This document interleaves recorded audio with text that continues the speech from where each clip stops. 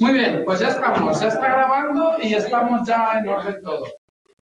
Bien, buenas tardes, espero que estéis muy bien. Lo primero de todo, que hayáis tenido buena semana y que sobre todo que estéis estudiando ya una auténtica barbaridad, porque estamos ya muy mal, muy mal. Las navidades están aquí y las navidades son el punto de no retorno, ya sabéis. Sí que quiero decir, no por las navidades, que si no hemos empezado a estudiar en navidades, pues ya esto es un desastre. Entonces tenéis que empezar ya, no sé cómo iréis con la PEC, espero que bien. En fin, bueno, que hay que, y por supuesto que tenéis que ir mucho más avanzados de lo que yo voy aquí, que eso también os lo he dicho muchas veces, yo voy aquí muy lento porque me interesa que todos estos conceptos estén bien entendidos porque es lo que os va a permitir a vosotros y a vosotras, pues, ir a buen punto, ¿vale? ¿La PEC dónde está? Que me acabo de preguntar. En el curso curricular. Sí. Pero no ahora. Sí, ahora. Siempre, curso virtual conmigo, curso virtual. Pero ya está entonces colgada. Ahora. Sí, en la de la 3, sí. O sea, perdón, sí. O a mí las asignaturas, psicofarmacología. Sí. Ahora, bueno. Bien, no era consciente de esta PEC. Sí. Y da un punto, lo expliqué. Muy bien, bueno.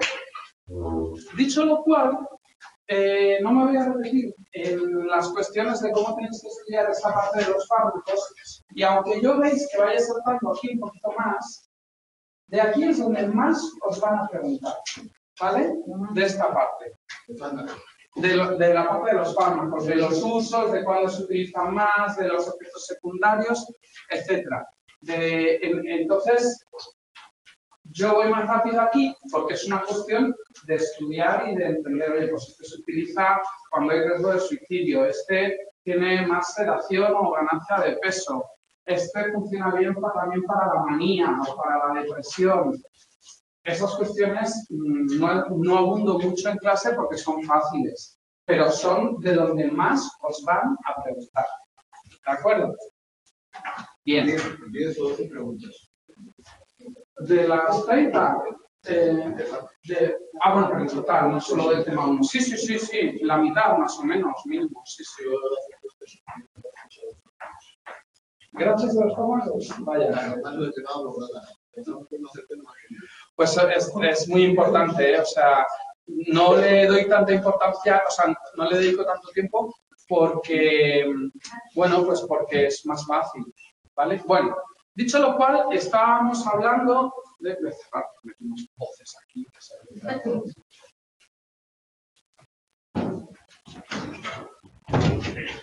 Estábamos hablando, pues, de los antipsicóticos atípicos. Insisto, hablamos de fármacos que se utilizan en la psicosis. Ya sabéis que según el libro no hay que hablar de antipsicóticos porque también se pueden utilizar, y veremos en otros trastornos, fármacos que se utilizan en la psicosis y que tienen un perfil diferente. En concreto, vamos a ver antagonistas duales del receptor 5HT2A y el D2, ¿vale? Que esos son la gran mayoría. Luego, agonistas parciales del receptor D2, ¿de acuerdo? Luego hay otro grupo farmacológico, pero que apenas tiene, que son los agonistas parciales del receptor 5HT1A. Y luego también, en teoría, antagonistas puros del 5HT2A. Básicamente, esos son los 4 mecanismos que tenemos. Pero nos vamos a centrar sobre todo en agonistas dobles 5HT2A D2 y agonistas parciales D2. ¿Vale? Además, los fármacos, ninguno de ellos prácticamente tiene solo esa acción. Como acción, o sea, cuando tú diseñas un fármaco y haces una molécula, tú lo intentas hacer lo mejor posible. Lo haces con el ordenador, según diseños teóricos, un montón de cosas. Pero luego, nunca te queda perfecta. Y eso de que nunca te queda perfecta resulta en que tiene muchas otras acciones como las que veis ahí. En realidad, algunas de esas son responsables de los efectos secundarios, pero otras contribuyen a otros efectos terapéuticos del fármaco, ¿vale? Eso tienes que tenerlo en cuenta. Bueno, aquí tenéis el prototipo de antagonista dual D2-5HT2A. Este es, digamos, nuestra diana. Y como recordáis, la propiedad antipsicótica le viene de un bloqueo de al menos el 60% de los receptores D2 en el estriado. Todos estos vais acordando, ¿verdad? ¿Qué pasa? Que al bloquear el 5HT2A, yo tengo, por un lado, acciones complementarias al control de los síntomas positivos, es decir, me bajan la dopamina en la vía mesolímbica o mesoestriatal, y además contribuyen a elevar el tono dopaminérgico en la vía mesocortical y en la vía nigroestriatal. Y con ello evito los síntomas negativos, sobre todo a nivel cognitivo y del aprendizaje afectivo por un lado, y los síntomas motores por otro. Si voy muy rápido, me lo decís. Pero estoy repasando cosas que hemos visto, por eso voy un poquito más rápido, ¿vale? ¿Me seguís? Sí, más o menos. Bien. Entonces, el canon es este. Aquí. Y a partir de ahí definimos todos los demás. ¿Acordaos que poníamos una línea en las pinas, en las donas, en la caripracina, bueno, en todos los fármacos que vamos a ver, para intentar ubicar a los fármacos en relación a su capacidad de bloqueo del 60% de los receptores D2 y, bueno, también a esa dosis donde se posicionan en su antagonismo 5HT2A. Ya vemos que las pinas y las donas justo ahí están, por eso se configuran en dos grupos, porque unas tienen el antagonismo 5HT2A o más cercano al D2 en afinidad o incluso por debajo, y las otras no, ¿vale? Bueno, entonces, tenemos que identificar las acciones terapéuticas, normalmente vienen de aquí. Fijaros, la clozapina también es agonista parcial del 5HT1A, que era otro de los mecanismos que habíamos identificado como terapéutico en la psicosis por las acciones que tiene el receptor 5HT2A cuando se estimula de controlar los niveles de los otros neurotransmisores, sobre todo la dopamina y el glutamato, ¿vale? Y bueno, todos los que estaban también en los centros nerviosos en el tronco del encéfalo.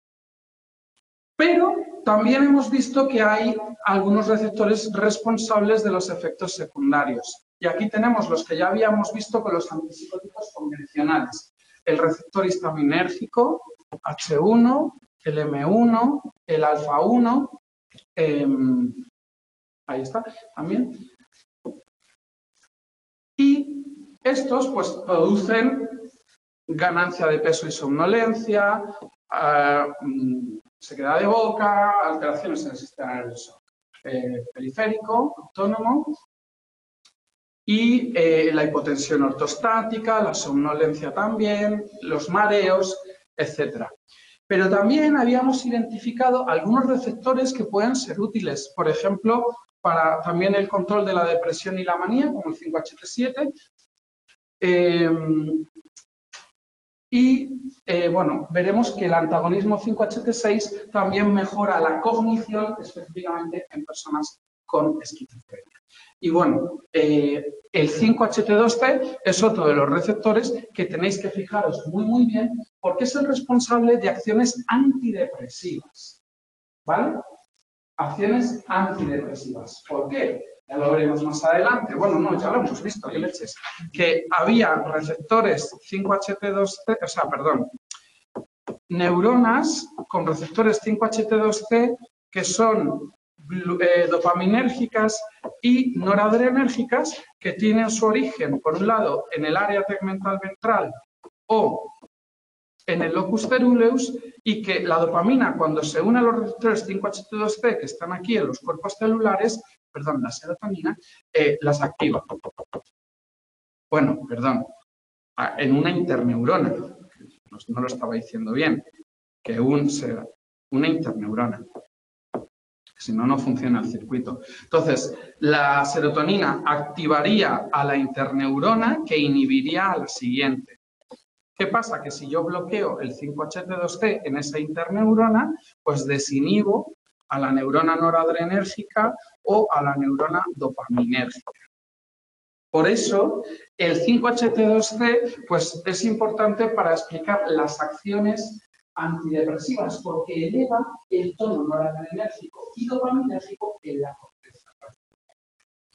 Por otro lado, también normalmente los antagonistas 5-HT2C tienen como efecto secundario la ganancia de peso. Y llevan, en algunos casos, a una ganancia de peso más que considerable. ¿Por qué? Bueno, pues porque la serotonina también controla la conducta de ingesta. Hay receptores de serotonina 5-HT2C, sobre todo, finales importantes del circuito de la ingesta, como el hipotálamo lateral. Esto lo habéis estudiado en el tema 4 de psicología física. Y por lo tanto, si bloqueamos la acción anti-ingesta de la serotonina a nivel de ese receptor, porque lo estamos antagonizando, aumentamos la ingesta. Y como efecto secundario, pues hay un aumento de peso. O sea, siempre que vea, y encima el receptor H1, el bloqueo también produce aumento de peso.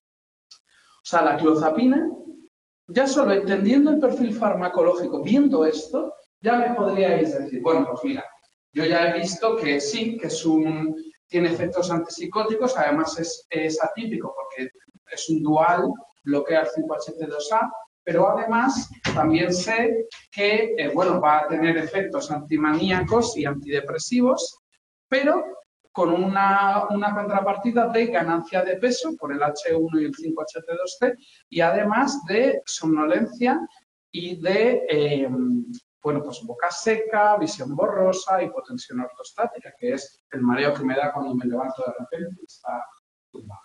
Solo mirando. ¿La somnolencia por el H1? Por la H1 sobre todo. Sí. Por eso los antihistamínicos dan sueño. Ah, es verdad, sí. Este manual es magnífico y los dibujos igual, me falta un pequeño detalle. Y es que algunos, como el A o tal, debieran figurar de alguna manera si son presinápticos, están en las dendritas, sí. en el botón terminal. Eso es verdad que lo explican al principio. Lo explican al principio de cada sistema de neurotransmisión, los receptores que son presinápticos y postsinápticos. Por ejemplo, el 5-HT1A es pre, está en las dendritas. El D2 puede ser pre y post. Bueno, todos estos pueden ser pre y post. El 1BD es pre. Sí, Alejandro, pero la duda está, en este medicamento actúa principalmente sobre las que coinciden, que coinciden en el nombre en cuanto a que sea pre o post sináptica. No, cuando no discriminan. No discriminan. No. O sea, un fármaco, si tiene un perfil para un receptor, sí, va a actuar sobre el receptor tanto a nivel postsináptico como presináptico. No, o sea, otra cosa es que solo actúa solo ante receptores que están mucho más a nivel presináptico que postsináptico. Pero si afecta por igual. No existe un fármaco que uniéndose a un receptor sea capaz de discriminar por, a igualdad de condiciones. Claro. Todos los fármacos, ¿no? Claro, genial. Sí, se comporta. ¿Cuál es la razón de los sufijos en estos medicamentos de clozapina, quetiapina? Pues son el tipo de familia química a la que pertenecen. Por ejemplo, lo de clozapina y todo eso es porque son que son fenotiacinas y que el nombre, la denominación química siempre hace que acabe en pina, pero es por la estructura química. Pero pues son las aminas antiguas. Derivan de las aminas antiguas. Como yo vengo de química, yo lo estoy pensando. Estoy haciéndome ahí. Estos no, porque estos de hecho las fenotiacinas, como la clorpromacina, que es el ejemplo que había puesto, es un anillo de sí tienen, claro, porque son como la dopamina y todo esto. No, pero esto de la clozapina o la quetiapina es por el nombre químico, o sea, no químico de los 1, 2, 3, diol, lo que sea. ¿Sí? Es por eso. Y luego las donas, como la risperidona, paliperidona, igual. Porque el principio activo se le puso el primero así y luego todas las modificaciones que se hacen sobre un principio activo, normalmente, esta es la convención de la farmacología, es que más que química es de la farmacología. O sea, normalmente las sociedades de farmacología intentan acordar las nomenclaturas de los fármacos. Eso es como ahora con los tratamientos biológicos, con lo que son anticuerpos monoclonales, ¿no? Pues acababan todos en MAP, ustekinumab, por ejemplo, obinutuzumab, blinatumomab, todos acaban igual, porque son anticuerpos y acaban en A, de AB, de activo de inversa, cosas de igual. O sea, son nombres convencionales. Yo me estaba por digo, a lo mejor se llaman así porque actúan sobre un receptor concreto. No, no es por caballo. Claro, sí, no es porque actúan sobre un receptor concreto. Es un apellido del elemento químico que lo conforma. En algunos casos, pero en otros es porque derivan de un compuesto, de un principio activo inicial que le pusieron ese nombre y luego ya todas las modificaciones. Yo os digo que eso es una cuestión de nomenclatura farmacológica más que química, porque luego todos estos compuestos en realidad a nivel químico tienen otro nombre muchísimo más largo con los radicales, la posición donde están cambiados y eso. Por ejemplo, las butirofenonas como el haloperidol es pues eso, porque al final el nombre químico acaba en ona, que yo, la verdad es que ya ni me acuerdo de la química, pero todo lo que acaba en ona es un tipo de compuesto orgánico que ahora mismo... de propanona y todo eso. Sí, todo eso. Entonces ahí viene. Pero bueno. Algunos cogerán de un lado y otros de otro. No, nosotros ahora mismo eso no nos tiene que preocupar, salvo por la curiosidad que podamos tener. Una forma inmortal. Sí. Así lo encajas Claro. cada cajón. Sí, no, eso sí. No, es verdad que las pinas y las donas, ya os digo que sí que tienen un origen de compuestos, digamos, farmacológicos padre o madre comunes y que además luego, como normalmente tienen estructuras químicas, vamos a decir, emparentadas, pues también tienen, de hecho, mirad, tienen patrones de acciones farmacológicas también más o menos iguales.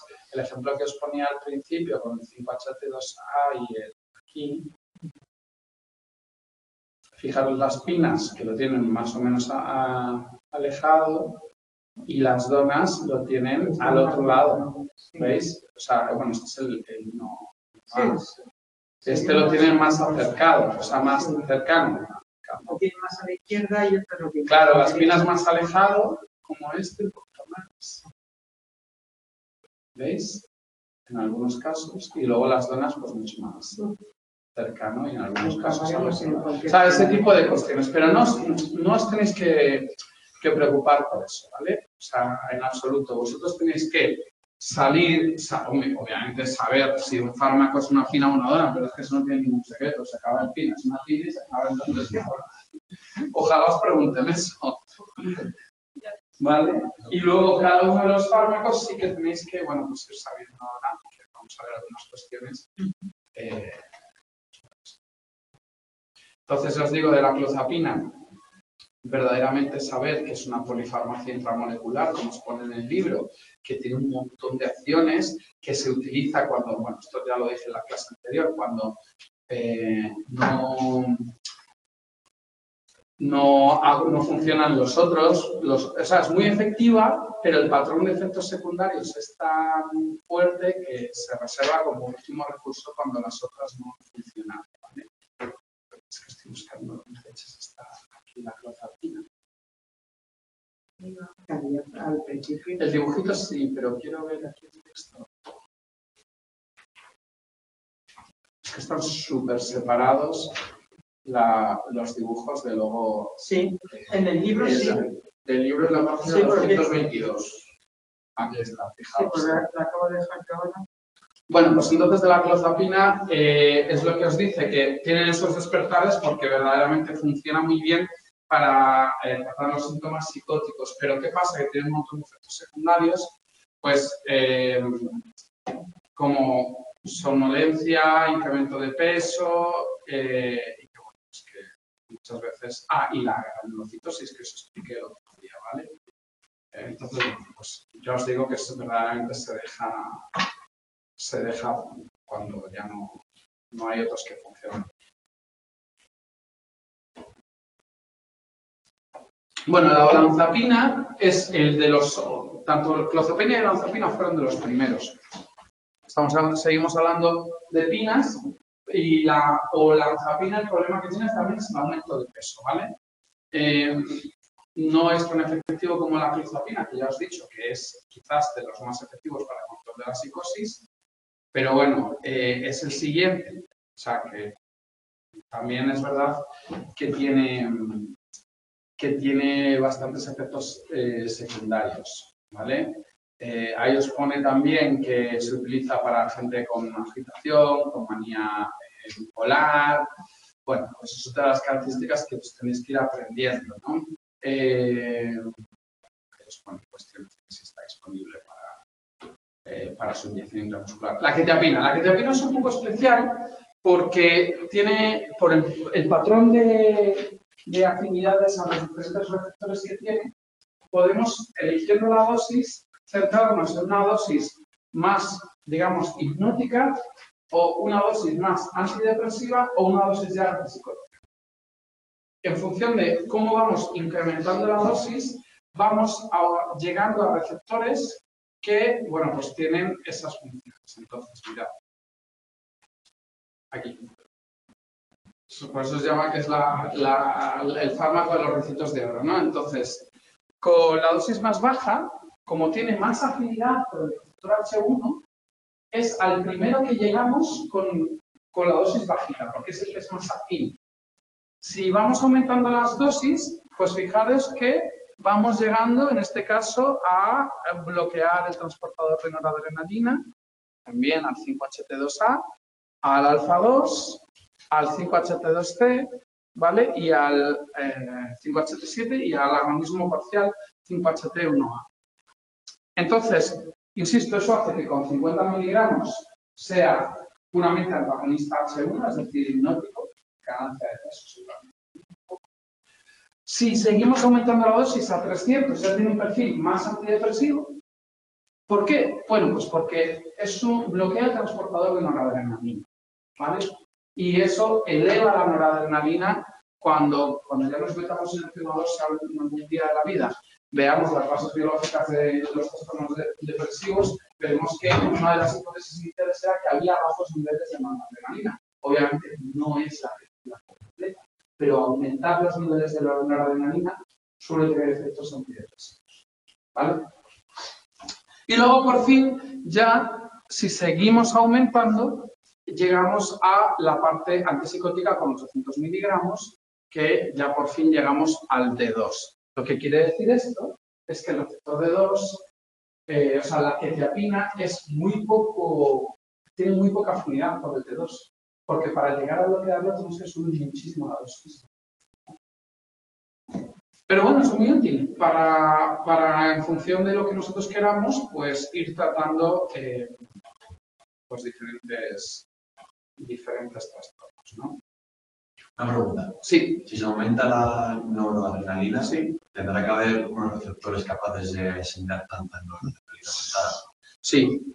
¿Y los hay? Sí, claro, el problema es buena pregunta en realidad, porque el problema de los trastornos depresivos normalmente no solo suele ser que haya bajos niveles del neurotransmisor, sino el problema en realidad son los receptores, efectivamente. Es que, vamos a decirlo ahora mismo, que funcionan peor. Están,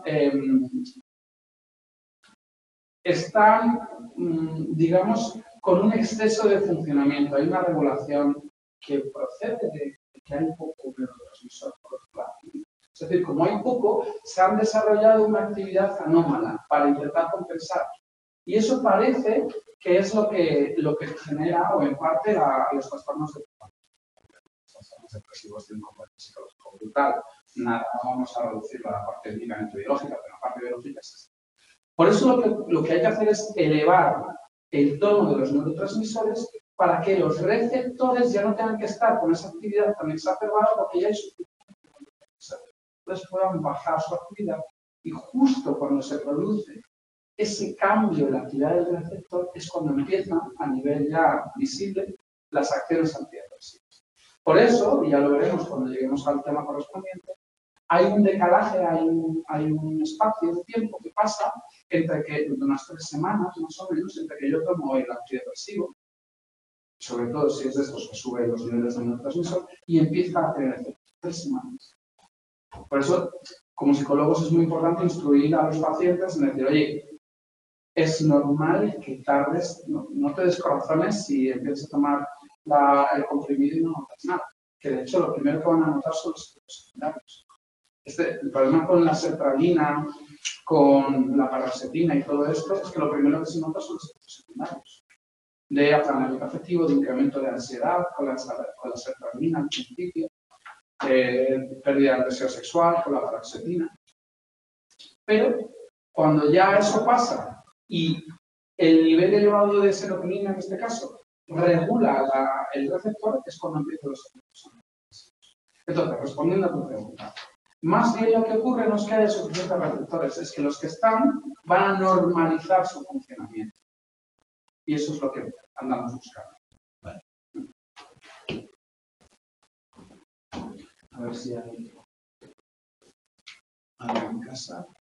Pues os sirve de pista de esta pregunta, de este fármaco, que hay una pregunta segura, que hay en todos los exámenes. La quetiapina, sí. Solo ¿Qué duración tiene? Que si es rápida, que si no es rápida, que si se puede solapar con otro fármaco o no solaparse. Sí, MV y alcohol son los síntomas que se suman. Sí, eso es la información. Sí. Muestra la vez por la información. No, es que si vais a la historial de donde están todos los exámenes, veréis que en todos, en el 99, aparece este fármaco. Sí, es verdad que la quetiapina se usa mucho todavía a día de hoy. Se usa bastante. Preguntas varias, ¿no? De confrontar. Con 500 y con 800, ¿Cómo te lo ¿qué preguntas? síntomas? ¿Por la quetiapina o directamente por el 5H para el Todo, de todo. De ahí Sí. Se pueden variar así. de todo. Que hay compatibilidades. Me pilla un poco más. Vamos. O sea, que es un cabeza. El típico fármaco, como la oroxacina. Es un fármaco rápido de acción, pero que rápidamente. Y luego que te lo quitan para los Estados Unidos y te lo dejan, que te lo recetan en Inglaterra, por ejemplo. Porque usamos que hacer en España. Vale. Otra cuestión que también, bueno, ahí expone que no tiene efectos secundarios motores, que no eleva los niveles de prolactina, claro, por eso es atípico, porque no tiene esos efectos secundarios, ¿no? Y tiene también efectos que pueden tener efectos sobre la ganancia de peso y los problemas metabólicos.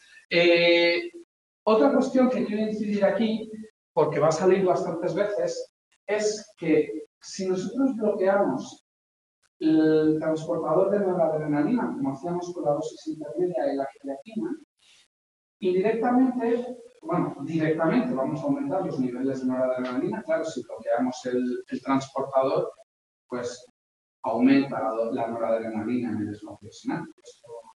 ¿No? O sea, el transportador es el que recapta el neurotransmisor de vuelta a la neurona presináptica. Si lo bloqueamos, no puede recaptar y se van a acumular el nivel del neurotransmisor. Pero ¿qué pasa? Y esto ya alguna vez lo he comentado, que en la corteza prefrontal no hay casi transportadores de dopamina. Entonces la dopamina se recapta con los transportadores de noradrenalina. Y esto hace que indirectamente, bloqueando el transportador de noradrenalina, también aumentamos los niveles de dopamina en la corteza. Y esto es un mecanismo antidepresivo también dual. Afecta, bloqueando un único transportador a los niveles de dopamina y de noradrenalina en la corteza. Porque en otros sitios sí que hay transportadores de dopamina a cascoporro, como por ejemplo en el estriado. Ahí hay todos los que queráis. ¿Vale? ¿Sí? Pero así como curiosidad, ¿no había una cosa que se llamaba COMT o algo así? Sí. Que relaciona a destruir el restante. Efectivamente, muy buena pregunta. Pregunta que, bueno, ya lo escucháis en casa porque ya tenemos tecnología del siglo XXI. No tengo que andar repitiendo las preguntas cada 2 por 3. Pues la respuesta es que efectivamente es otro mecanismo para degradar los niveles de dopamina en este caso, ¿no? Lo que pasa es que no hay buenos inhibidores de esa enzima. Al igual que sí que los hay de MAO, que es otra que degrada dopamina, noradrenalina y serotonina, no hay buenos inhibidores de COM. Claro, eso que antes preguntaba, más o menos. Pero el COM era extracelular. Sí, Sí, eso es, extracelular. Y COM, el MAO, es una enzima mitocondrial. Bueno.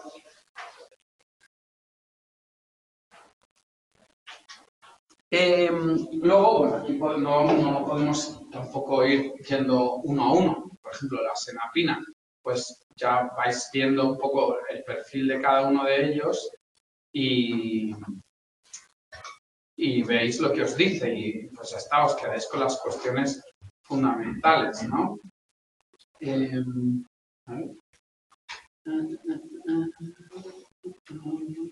Esto es por los agonistas parciales.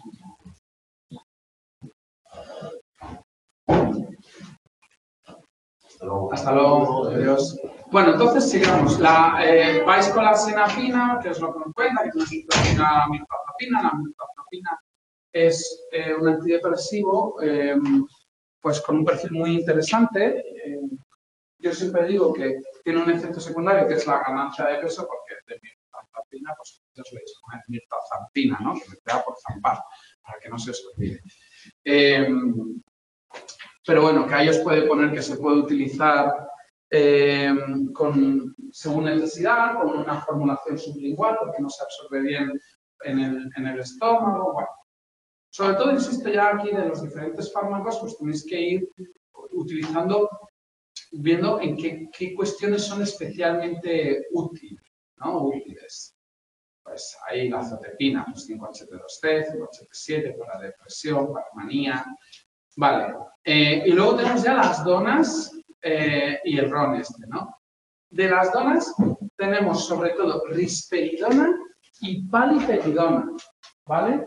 Porque son los que, bueno, luego ya la iloperidona, la lurasidona y todos estos se utilizan menos. La risperidona, el risperdal famoso, es también de los primeros, bueno, el primero, como os pone ahí, el original, y sobre él derivan todos los demás de las donas.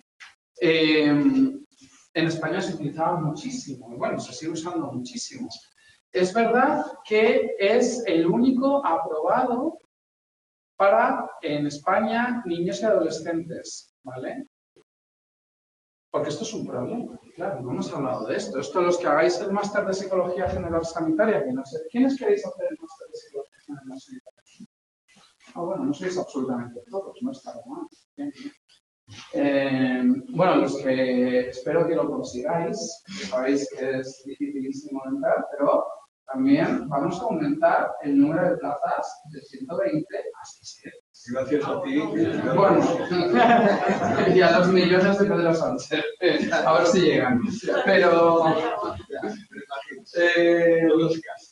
va a ser menos difícil entrar. Bueno, hay una asignatura que se llama psicofarmacología clínica y ahí vamos a estudiar, si es que yo sigo de profesor, pues ya los fármacos concretos que se usan en España, las dosis en niños, en adultos, en ancianos.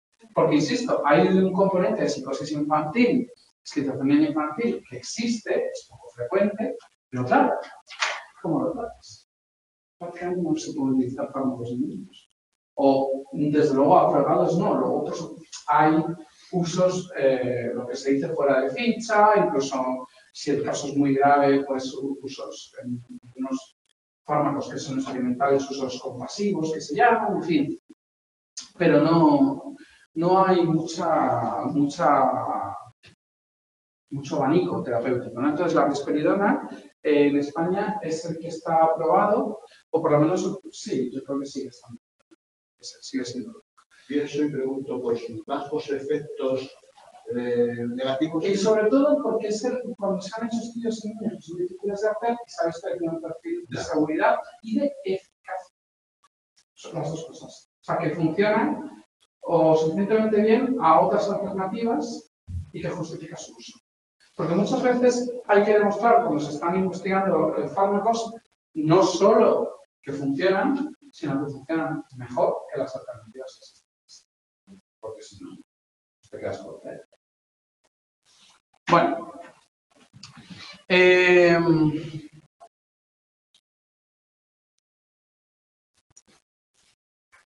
Bueno, ahí os vamos poniendo cositas de cuándo se utiliza muy bien, o sea, cuándo funciona mejor. Paliperidona es un metabolito, y aquí quería pararme un poco porque esto es algo que vamos a ir viendo también en otros casos. Hay fármacos que por sí no hacen nada, pero que se convierten en el fármaco de verdad, por así decirlo. Estoy buscando la paliperidona. ¿Dónde estás? Preexplicación. Ahí, explicación. ¿Dónde te pone? Paliperidona. Aquí está. O sea, la cuestión es que la paliperidona, cuando se ingiere, se convierte en risperidona en nuestro cuerpo. Y esto pasa con varios fármacos, que en realidad se llaman profármacos. Y es que lo que se consigue es que cuando se metabolizan en nuestro cuerpo, pasa un paso metabólico que los convierte en el fármaco que verdaderamente es el que es biológicamente activo. Y eso pasa con algunos antidepresivos, como la venlafaxina, ya lo veremos, en realidad es un profármaco, porque es el fármaco es la desvenlafaxina, cuando se metaboliza, etcétera, ¿no? Entonces, ¿Por qué se hace así? no es que se haga a posta como tal, es que se descubrió que eso ocurre en nuestro organismo y que a lo mejor el profármaco se absorbe más rápido, consigues mayores niveles luego de la droga, del fármaco de gran sangre y mejora un poco su perfil. Pero muchas veces no se ha hecho con esa intención. Sencillamente intentas modificar. Es que tú cuando estás intentando desarrollar nuevos fármacos, puedes hacer lo que se llama síntesis dirigida, es decir, hacer un fármaco con toda la idea y buscar la vía específica, o sencillamente, que es la otra aproximación, tú tienes un compuesto patrón, digamos, padre o madre, y haces modificaciones, todas las que puedas. Las vas probando y vas viendo algo que funciona mejor. Y luego descubres por qué funciona mejor. Yo me acuerdo cuando estaba de estancia en Florida, uno de mis compañeros tenía un robot gigante, que de lo que se trataba tenía pocillos, esto era con células, con cultivos de células, e iba probando miles de compuestos nuevos y a la vez iba estudiando automáticamente cómo afectaban a las células, de tal manera que en cuestión de un día podías probar 1000 compuestos inicialmente. Y luego ya, el que tenía más, prometía más, ya hacías la siguiente fase, probabas en cultivos más complejos, luego en animales y así. Pero la primera parte, tenías un robot que iba haciendo pruebas. Y a la vez, también tienes una síntesis más o menos automática de miles de compuestos relacionados. O sea, toda esa parte está súper automatizada. Luego ya, cuando te quedas de 1000 candidatos con uno, ahí así haces estudios mucho más dirigidos, que eventualmente alguno llegará a personas. Y de los que llegan a personas, alguno pasa de la fase 1, fase 2, fase 3. Y llegarán a comercializarse. Y de los que se comercializan, algunos se caen después, porque se descubren en el uso de la población que hay algún efecto secundario. Esto pasó, por ejemplo, con un fármaco del sistema cannabinoide que bloqueaba los receptores cannabinoides que tenemos nosotros. Es que me estoy intentando acordar de su nombre comercial. El Rimonabant. El Rimonabant pasó surgió en alguno de estos miles de ensayos, llegó a los animales, se probó en animales, llegó a personas, pasó todas las fases de los ensayos clínicos. La empresa farmacéutica Sanofi francesa se gastó miles y miles de euros, bueno, millones de millones, se aprobó. me parece que era para combatir la ganancia de peso y sobre todo también cuando estabas dejando de fumar. Y se tuvo que retirar del mercado porque se vio que aumentaba el riesgo de suicidio. 5 personas que fueron se suicidaron, asociado al fármaco, lo retiraron. Y nunca más. Y fijaros, o sea, habían llegado a prescribirse, esto se vio en vida real ya al final de todo. Y se retira. Y se vio en personas, pero no en animales. Claro. ¿No lesionaban los animales? Sí, yo he hecho experimentos con ese fármaco en animales. Lo que pasa es que, claro, en animales no puedes ver el suicidio, pero sí puedes ver cambios en los niveles de neurotransmisores, asociados a la depresión. No sé si, no hubo nada que hiciera sospechar que eso podría haber pasado, o no se llegó a publicar de una manera sistemática. Porque efectivamente, pues eso ya te pone muy mal. En guardia. Claro. Y cuando estás en ensayos clínicos se pasan un montón de baterías psicológicas, psicológicos, sobre todo si es un fármaco que afecta al sistema nervioso central. O sea, solo se vio en vida real ya. ¿Cómo se llama? Rimonabant. Pues mira, Sí, mirad la historia. Lo que ocurre es que muchos fármacos luego por serendipia o en otras circunstancias se proyectan para algo que luego se da cuenta pruebas sobre humanos que tienen aplicaciones. Sí. El caso más simpático pues, es el óxido nítrico. Sí, eso en general se llama reposicionamiento de fármacos que se diseñaron para una cosa y que incluso a lo mejor ya serán viejos. Para eso ha habido mejoras, pero se ve que pueden empezar a ser útiles en otra patología que al principio no se pensaba que podía ser útil. Lo del óxido nítrico lo dices. Lo digo por la pastilla.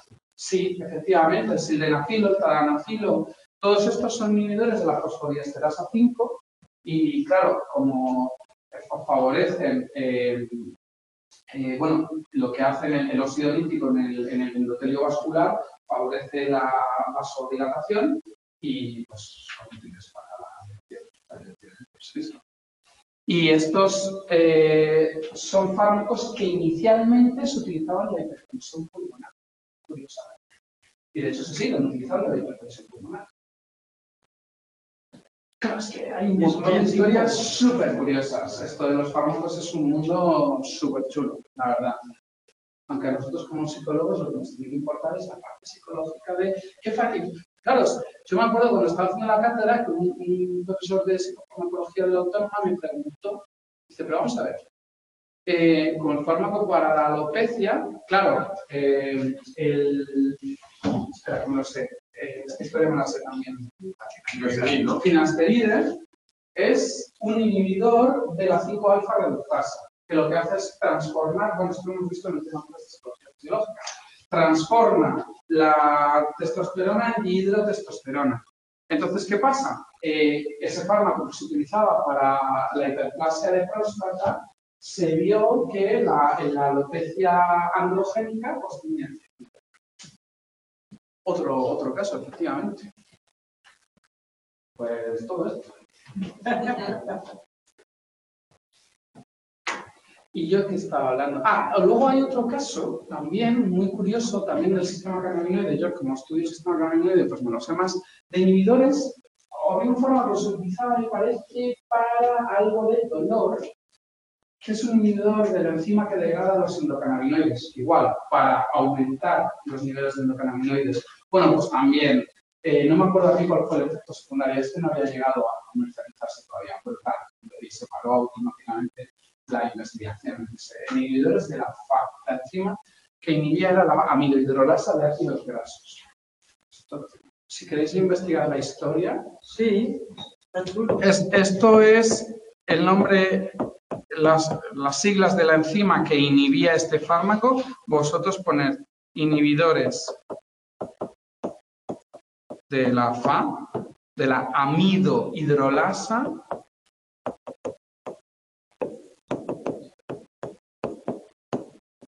de ácidos grasos. Y entonces, ves la historia de este fármaco, que también es muy interesante. Bueno. Si me voy a interrumpir solo un minuto, pero sí es importante. Hay dos que inhibía el desarrollo de los miembros en las embarazadas y se recetaba para evitar los vómitos, que se quitó de circulación debido a esos efectos terribles, pero que ahora se vuelve a utilizar. Leía el otro día un artículo muy interesante para no sé qué, que no puedo recordar. Me suena esa historia también, a dosis más Sí, baja. que se usa ahora para otra cosa. Sí. Para maratón. Y claro. Y además un análogo de la talidomida. Ay, sí, yo también he hablado de eso, que nunca no recuerdo. ¿Qué? Un programa muy interesante. No recuerdo qué era, pero sí, es verdad. Además, un artículo buenísimo. Estaba intentando mantenerlo aquí a Santiago, pero luego se me pasó. Pues sí. Bueno, pues nada, luego veis ciprasidona, ahí ya es un poco que veáis, pues eso, de fijaros que de cada fármaco no se dice mucho. Pues aquí lo más importante es lo del QTC. Lo del QTC tenéis en el curso virtual, en las preguntas frecuentes, ¿qué leches es el QTC? Básicamente es un indicador de que un fármaco puede producir arritmias. Insisto que tenéis una pregunta frecuente en el curso virtual, pero básicamente cuando a uno le hacen un electrocardiograma y ve las ondas del corazón, ¿no? Que corresponden a las diferentes fases, son ondas eléctricas que corresponden a las diferentes fases del latido, de la rotación y prolongación, ¿no? Entonces, como os digo, hay diferentes picos. La fase, el pico era la AR, luego tenemos la S, y bueno, las Q. El caso es que el intervalo QTC es el que pasa desde un punto Q al C, o sea, QT, a la onda T del electrocardiograma, cuánto tiempo hay entre un pico y otro. Insisto, lo que nos habla es de que pueden producirse arritmias y alteraciones en el ritmo cardíaco, ¿vale? Y por lo tanto, un alargamiento del intervalo QTC pues es síntoma de que el fármaco está afectando al corazón, ¿vale? Bueno, hay algunos antidepresivos que afectan al QTC y en este caso, por ejemplo, lo más llamativo de la ciprasidona es eso, ¿no? Hay que tenerlo en cuenta en pacientes que puedan tener esto, aunque como os dice ahí, bueno, pues que parece que puede ser exagerado, ¿no?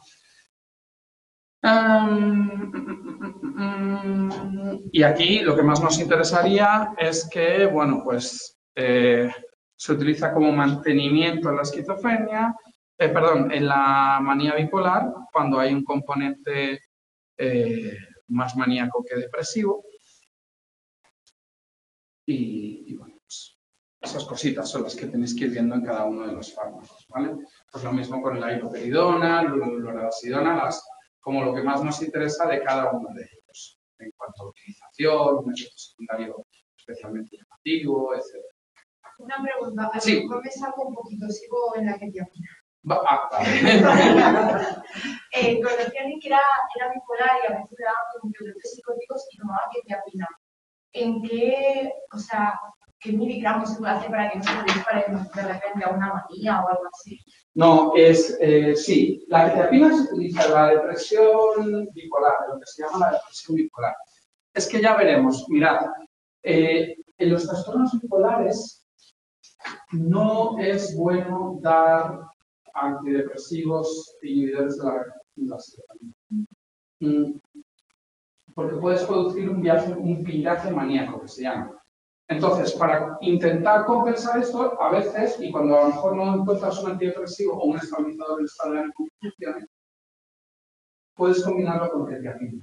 O sea, el problema de los trastornos bipolares, que de hecho muchas veces la afecta de estos, bueno, es que una depresión puede pasar desapercibida como depresión y en realidad es un trastorno bipolar. Y entonces se puede tratar como depresión y de repente hay un viraje a la manía porque lo has tratado de una antidepresiva.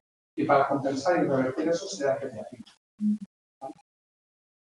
Y la ketiapina es útil en los trastornos bipolares con un componente maníaco. Entonces se suelen dar dosis altas, intermedias entre el antidepresivo y el antipsicótico.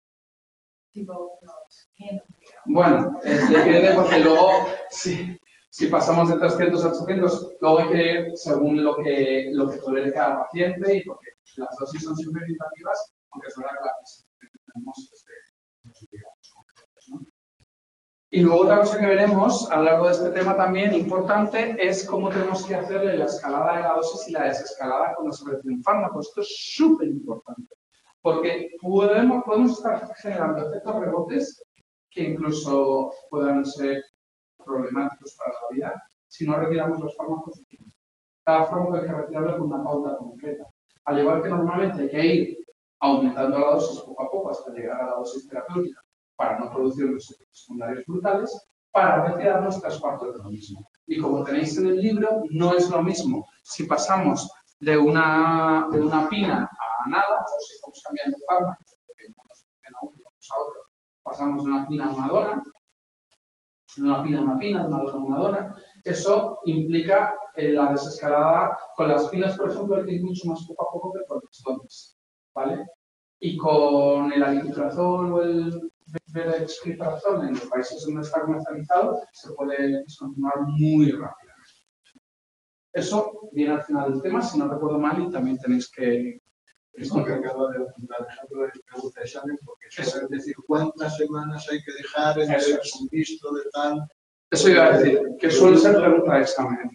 O si se solapan o si no se puede. Eso es. O sea, esa parte tienes que estudiarla muy bien. Sí, efectivamente. Vaya. Sí, porque además es una cosa que estudié poco. Y que bueno, que es relativamente fácil, es solo saberse tal y sí.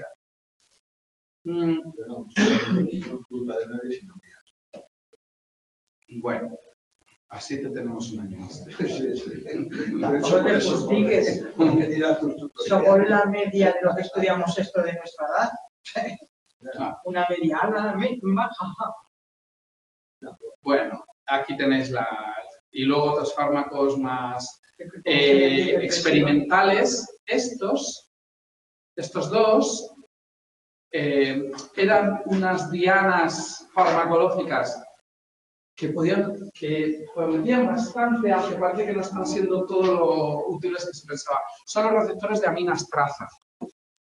Estos de aquí.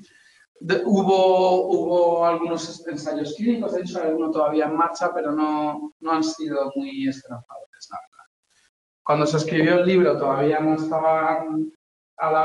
habían salido los resultados, pero los que han salido no creo que haya fármacos que veamos en el futuro que vayan por esto de los tan.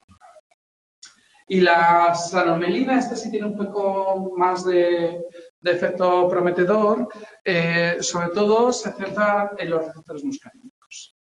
El perfil de receptores muscarínicos parece que bueno, es lo que lo hace más. Y de esto hay más ensayos clínicos y los datos un pelín más esperanzadores, ¿vale? Y ese es, digamos, de los receptores, centrado en los receptores muscarínicos. Bueno, y luego tenemos el aripiprazol y el brexpiprazol. Aquí tenemos la historia, creo que esto os lo expliqué, sí, del agonismo parcial de 2. Esto os acordáis lo que os explicaba de cómo funciona, que si... A ver si hay alguna pregunta.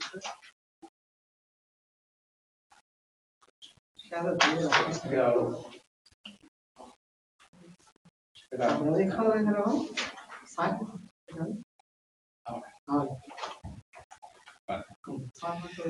Bueno, básicamente recordando, aripiprazol y brexpiprazol son agonistas parciales del receptor de 2. Entonces, lo que hacen es que se unen al receptor de 2, estimulándolo un poquito. La dopamina se uniría al receptor de 2, pero estimulándolo mucho más. Entonces, al estar unidos al receptor de 2, pero estimulándolo un poquito, pero estar unidos a él fuertemente, evitan que la dopamina que hay en exceso pues pueda unirse a ese receptor de 2, pero no es como un bloqueo, como hace el antagonista, que se une, evita que la dopamina funcione, pero también bloquea al receptor. Aquí se une, evita que la dopamina pueda unirse, porque se ha unido primero el fármaco, pero el fármaco, vale, ya está unido, ha notado la sobreexcitación por la dopamina, que se han notado esas concentraciones, pero estimula un poco. Y de esa manera, pues conseguimos un efecto de compromiso. Bloqueamos la acción de la dopamina que está en exceso, pero estimulamos el receptor lo suficiente como para no producir los efectos secundarios de un bloqueo masivo de los receptores.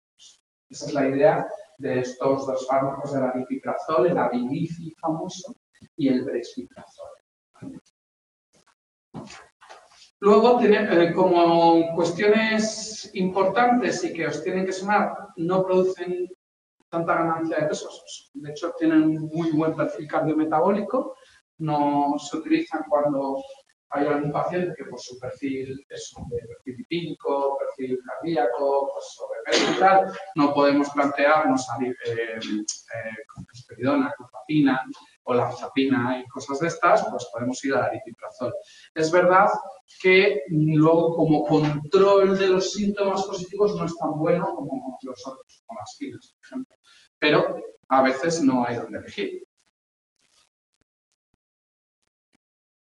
Esto es lo que os pone aquí, ¿no? Que no tiene casi tendencia a la ganancia de peso como la ciprasidona o la lurasida. Bueno, que también se utilizan en depresión, aunque no se tiene tan claro cómo. Bueno, ahí os veis ya el uso clínico, que eso ya os lo podéis mirar. ¿No? El brexpiprazol, lo podéis mirar, este no se utiliza en España. La cariprazina. Tiene una cuestión, a ver si que también se utiliza eso en depresión bipolar, eso es, y que tiene el efecto a nivel del receptor de 3, que es lo interesante. Y luego hay otros, este por ejemplo es bastante más nuevo, siempre he puesto un montón de decirlo, pimavanserina, que es el otro mecanismo que os contaba con un bloqueo selectivo del 5HT2A. Habíamos visto que bloqueaban dualmente el 5HT2A y el D2, el que era solo agonista parcial del receptor D2, el que es agonista parcial del 5HT1A, y nos quedaba el antagonista puro 5HT2A. ¿Vale? Y solo tenemos la pimavanserina, es que me cuesta mucho decir. Y ahí lo podéis ver, ¿no? Que para su uso en psicosis asociada. Bueno, y luego tenemos otros como el sertindol, la perospirona, bupropion, ya esto lo miráis. De esto del futuro me parece que no entra, puede ser que no entre. Pero creo No entra. No entra, ¿verdad? Bueno. Pues no me lo puedo creer, pero hemos sacado el tema 1. ¿Qué os parece? ¿Cómo os quedáis? Brutal. Pues solo llevamos, ¿cuántas llevamos? 7 clases, pues. 7 clases en el tema 1. Bueno, pero ya os he dicho también que es que he ido súper lento porque eran los fundamentos. Ya a partir de ahora todos lo sabéis. O sea, ya veis que vamos a ir mucho más rápido. Muy bien. Trastornos del estado de ánimo, redes de neurotransmisores de la norepinefrina y el ácido gamma aminobutírico. Pues vamos a ver.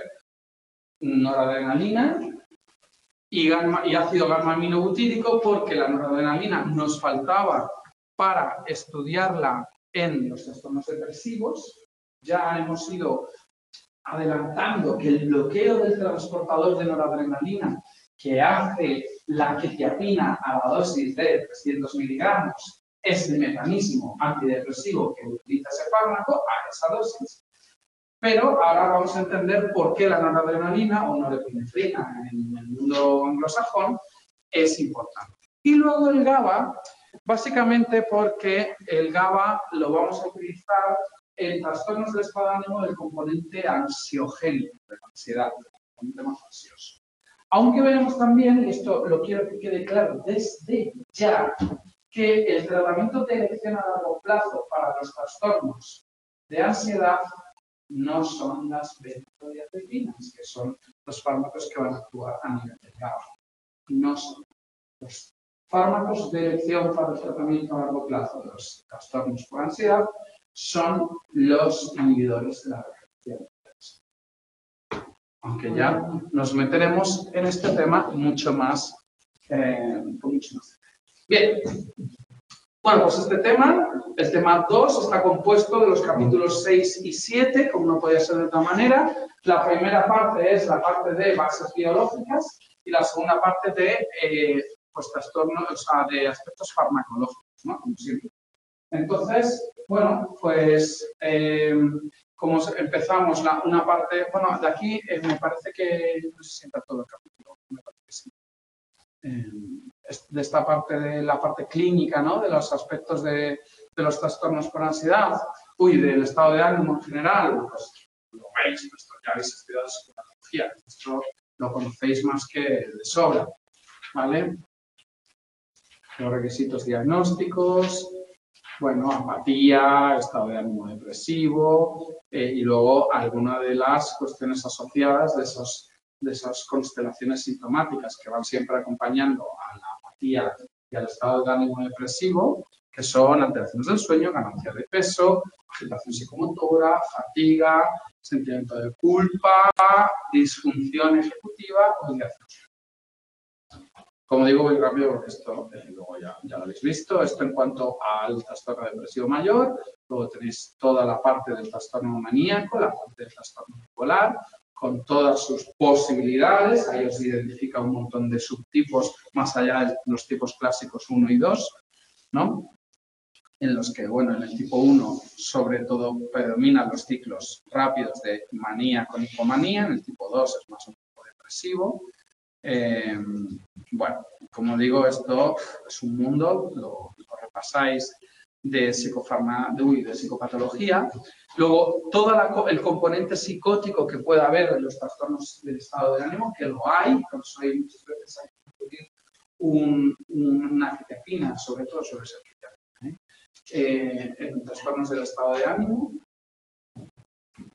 El problema de la depresión bipolar y que podemos estar tratándolo mal si damos antidepresivos como ISRS en este tipo de depresión bipolar, ya lo veremos.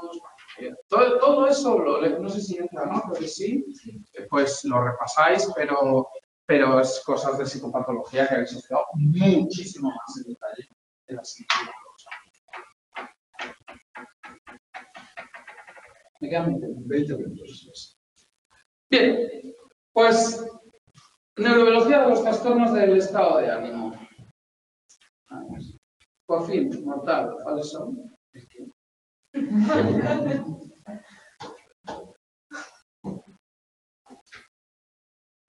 A ver, ¿cuáles son? Es que claro, lo acabo de ver a las 18:23.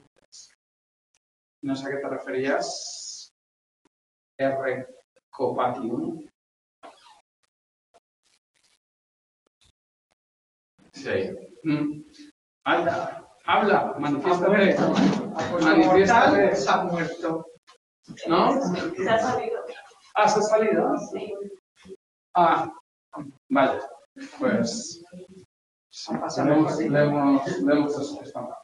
Bueno, pues vamos a ello. Entonces, mirad, ya os lo he adelantado antes, pero aquí cuando se hablaba de la neurobiología de los trastornos del estado de ánimo, la primera parte, bueno, ahora lo veremos, era que se pensaba que había alteraciones en las monoaminas, ¿vale? En la dopamina, la noradrenalina o en la adrenalina, en las catecolaminas en concreto, y por supuesto en la serotonina, en la indolamina serotonina. Como ya hemos hablado de dopamina, de serotonina, nos queda hablar de la noradrenalina y la adrenalina, ¿vale? Entonces es lo que vamos a ver ahora. Y luego ya nos meteremos con el GABA, aunque del GABA básicamente es un paso más de glutamato y ya está. Bueno. Norepinefrina o noradrenalina, insisto, que es exactamente lo mismo, solo que norepinefrina se suele utilizar en el mundo anglosajón y noradrenalina en el resto de los estados. Vale. Pues como son catecolaminas, proceden todas, o sea, están todas relacionadas en el mismo proceso de biosíntesis, ¿no? tenemos que llegar a la dopamina, que está aquí en azul, y hacer un pasito más para llegar a la noradrenalina. Entonces, recordamos, a partir del aminoácido tirosina, la tirosina hidroxilasa genera dopa, dihidroxifenilalanina, y esa dopa, a partir de la dopa descarboxilasa, genera la dopamina. Esto ya lo veíamos, ¿vale? Bueno, pues con un paso más, con la dopamina beta hidroxilasa, convertimos la dopamina en noradrenalina. Es un paso más y una enzima más. Dopamina beta hidroxilasa. Bueno, y esta noradrenalina, con nuestro querido amigo VMAT2, el transportador vesicular de monoaminas, se empaqueta, igual que hemos visto. Son cambiados. Y se libera por eso. Receptores y enzimas. Bueno, sistemas de recaptación. Al transportador de noradrenalina ya lo habíamos presentado. Tenemos este transportador que puede recaptar noradrenalina o dopamina en la corteza prefrontal. Y luego la monoaminoxinasa, la MAO, AOB, que destruye la noradrenalina. Y la COMT, que decía el COMPI antes, la catecol o metiltransferasa, que también la destruye.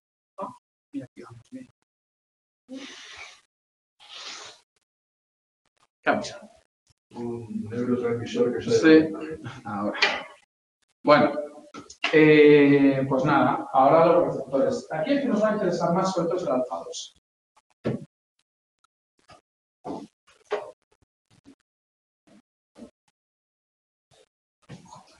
A ver si se queda un poquito. El alfa-2.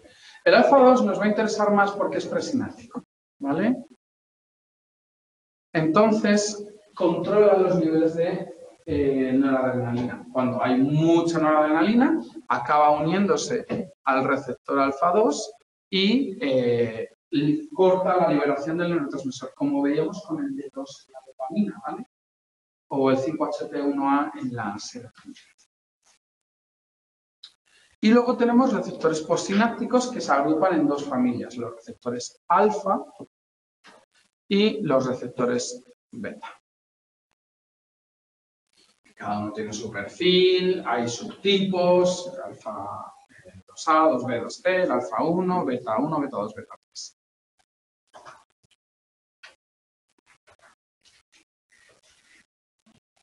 3. Bueno, luego tenemos los que son, ya os lo he dicho, el alfa 2 que corta la liberación del neurotransmisor tranquilamente y si está a nivel somatodentético reduce la tasa de disparo de la neurona para que libere menos neurotransmisor. Esto ya es exactamente igual que veíamos con el D2 o 2 de la ASE. Y luego los otros, bueno, pues son posinápticos y están relacionados con las otras acciones de la noradrenalina. En nuestro caso ya veremos que casi cuando nos metamos con fármacos que reducen antidepresivos, veremos que en algunos casos pueden ser responsables de efectos secundarios, ¿no?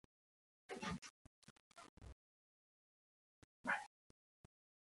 Y el GABA, también lo hemos visto, es el ácido gamma-aminobutírico, es un aminoácido que casi siempre tiene acciones inhibitorias, procede del glutamato, con la enzima ácido glutámico descarboxilasa o GAT, que también hemos visto, porque acordados que las neuronas usaban GAT67, que es en esas neuronas cuando la hipofunción del receptor NMDA parece que estaba relacionada con la psicosis, ¿no? Cuando hablábamos de la teoría glutámica.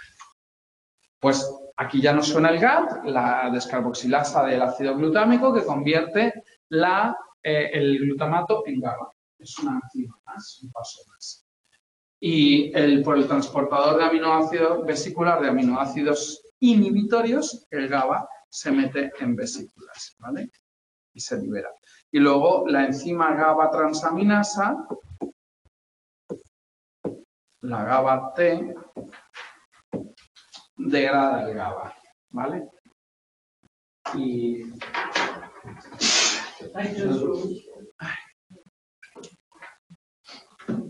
pues esto, nada, es cuestión que os lo vayáis estudiando, son más cosas de neurotransmisores y de comunicación.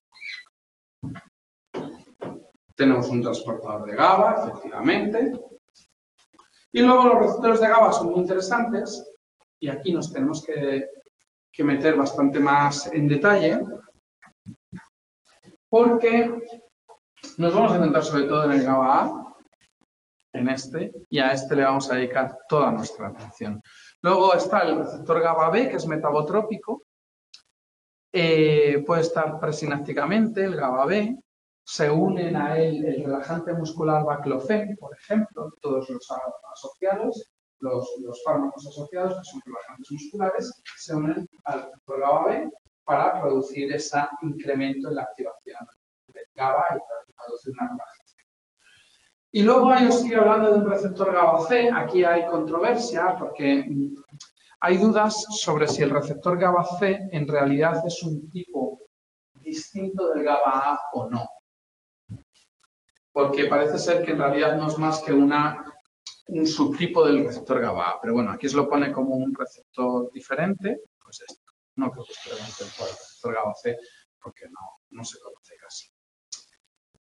Bueno, entonces, nos tenemos que centrar en el receptor GABA A.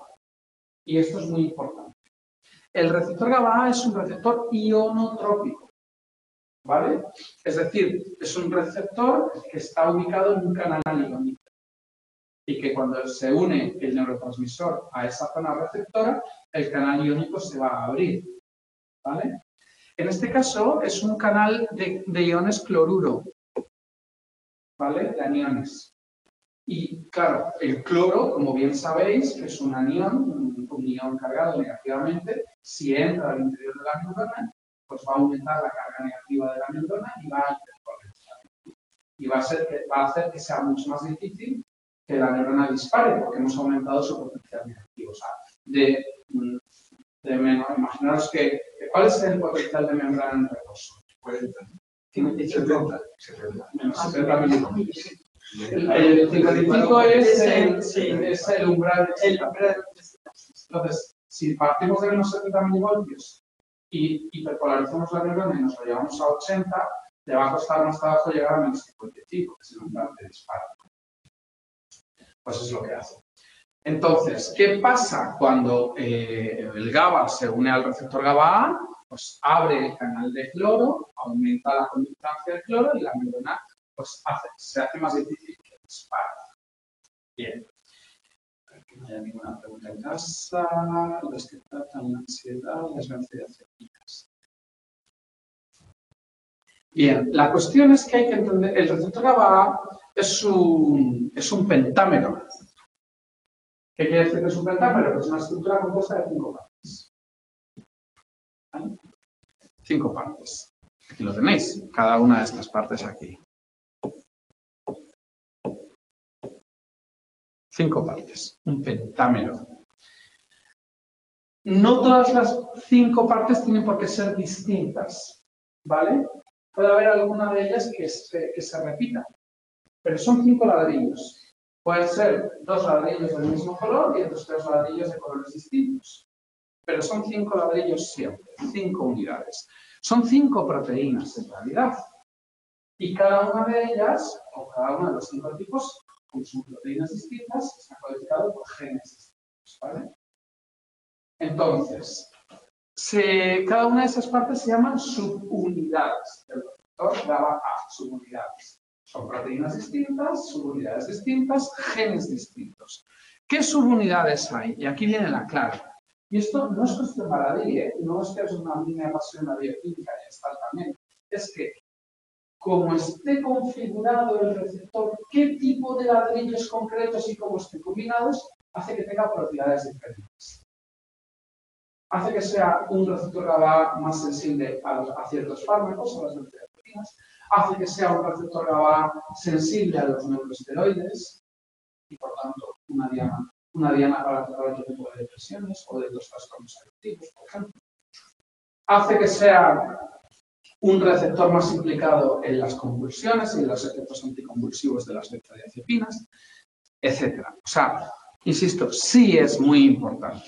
Aquí tenéis las isoformas alfa, isoformas beta, isoformas delta, epsilon, pi, phi y rho. Bueno, pues eso. Y cada una de ellas con subtipos. Las alfa, pues ahí tienes del alfa 1 a alfa 6. Las beta, de beta 1 a beta 3. Ah, no he dicho la gamma, que es súper importante. De gamma 1 a gamma 3. Digo que es muy importante la gamma porque la subunidad gamma 2 suele ser ahí donde se unen las benzodiazepinas. En el vértice de la gamma 2 con las alfa.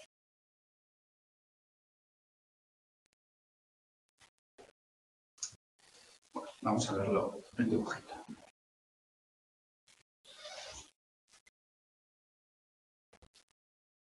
Bueno, pues aquí está explicado con más detalle. Entonces, un pentámero, un heteropentámero, es decir, 5 partes distintas o parcialmente distintas.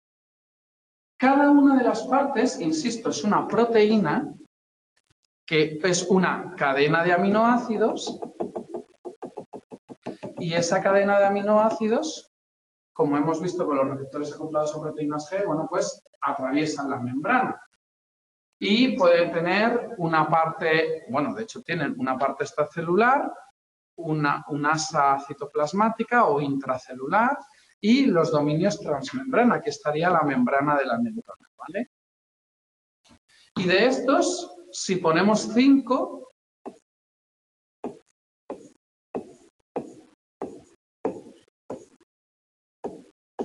pues conformamos el receptor.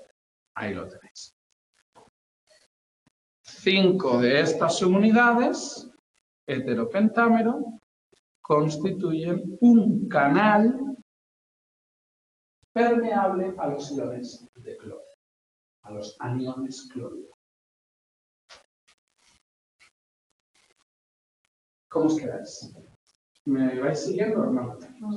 ¿Sí? ¿Es muy complicado?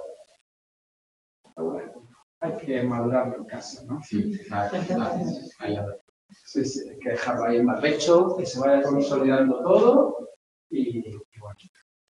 Bueno, pues esto es muy importante, ¿eh? Muy, muy importante. Aquí van a preguntar también en el examen. Ya veréis.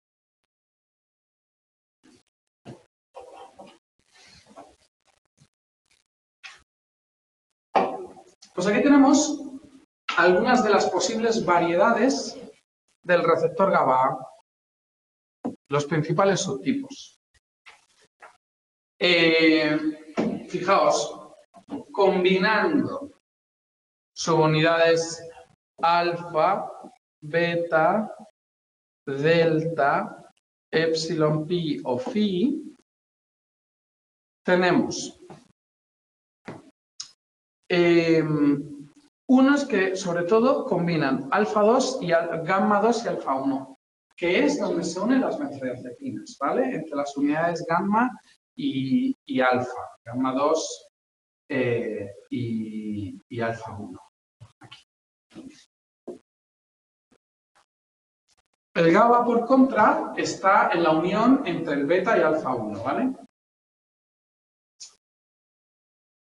Entonces, aquí también tenemos subunidades gamma 2, pero aquí alfa 2, que se une en la benzodiazepina también, beta, pero aquí alfa 3, es decir, sí que se puede seguir uniendo la benzodiazepina o el GABA, porque son gamma 2 y alfa o beta y alfa, pero cambian sus propiedades.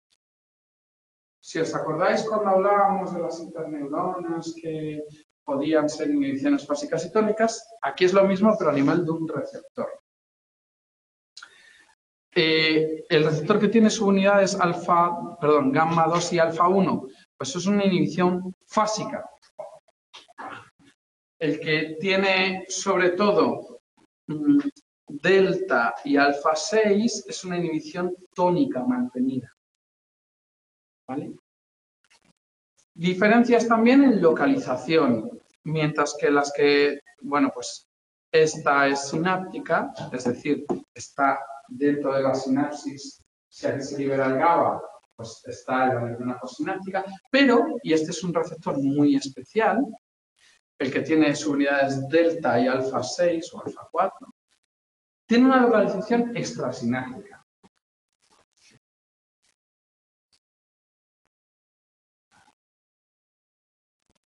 Es decir, solo se va a activar cuando hay GABA que se libera y hay tanto que se desparrama, como decís, o sea, como decimos, y es capaz de llegar a lugares que no están directamente en el confín de la sinapsis. Y es muy importante porque es sensible a los neuroesteroides y a determinados fármacos que, bueno, están en estudio.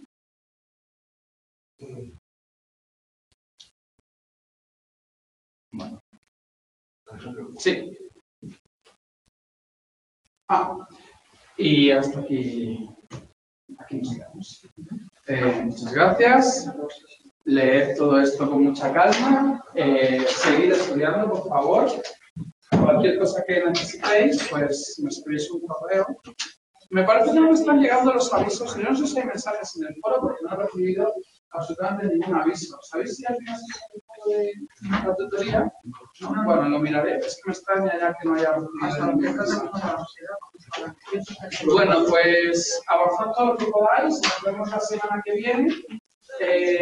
Y que estéis muy bien. Que disfrutéis de la vida.